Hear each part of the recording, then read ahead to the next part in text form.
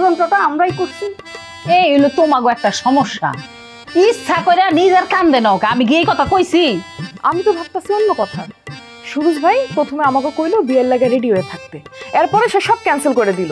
তারপর যখন শুনলো আমরা বিয়ের লাগে রেডি, সে কি মনে করলো আমরা ঘরের মধ্যে টাকা নিয়ে বই রয়েছি। এরপর লাগালো আরেক ঝামেলা। কি সুরজ ভাইয়ের নিয়ে এত বড় বেলেম? খারা এখনই সুরজ ভাইয়ের গিয়া কইতাছি। আক্কেল জ্ঞান বলে কিছু নেই, দিলি তো আপনি অস্ত্র তুলে। আমার তো মনে হয় এই ষড়যন্ত্রে তোমার ছেলেরও হাত আছে। হ্যাঁ, মানে চোরের সঙ্গে তারা তো কিসের ফুসুর ফুসুর। এই তোর সাহস তো কম না, তুই আমার বারান্দায় বইসা থাইকা তুই আমার পোলারে কস চোর?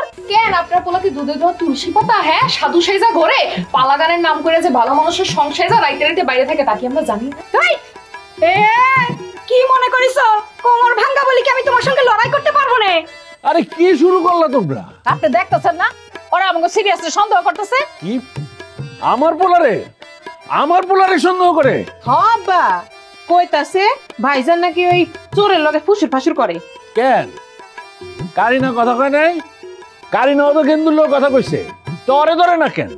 খবরদার আমার পোলারে যদি কোনো কথা কয় জিপটাই না কিন্তু সিধা বললাম।